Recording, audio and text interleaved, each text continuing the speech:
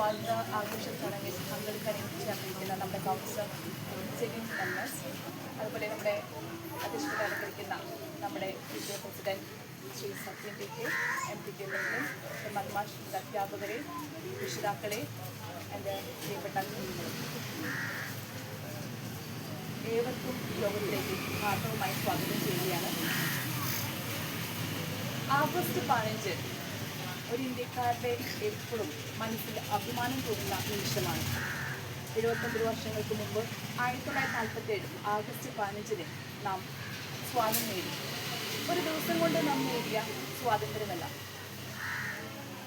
ഒട്ടനവധി ദേശാഭിമാനികളായ മഹാത്മാഗാന്ധി, ഭഗത് സിംഗ്, ജവഹർലാൽ നെഹ്റു തുടങ്ങിയ ഒട്ടനവധി ദേശാഭിമാനികളുടെ പോരാട്ടത്തിൻ്റെ ഫലമാണ് നാം അനുഭവിക്കുന്ന സ്വാതന്ത്ര്യം.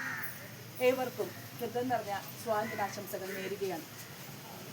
സ്വാതന്ത്ര്യം എന്നത് ഒരു അവകാശം മാത്രമല്ല, നമ്മുടെ ഉത്തരവാദിത്തങ്ങളും കടമകളും ഓർമ്മിപ്പിക്കുന്ന ദിവസം കൂടിയാണ്.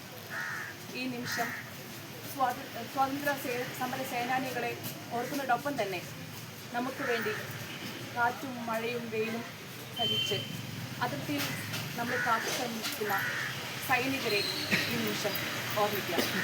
നമുക്ക് വേണ്ടി രക്തസാക്ഷിത്വം വഹിച്ച അവരെയും അവരുടെ കുടുംബാംഗങ്ങളെയും ഈ നിമിഷം ഓർമ്മിക്കുക.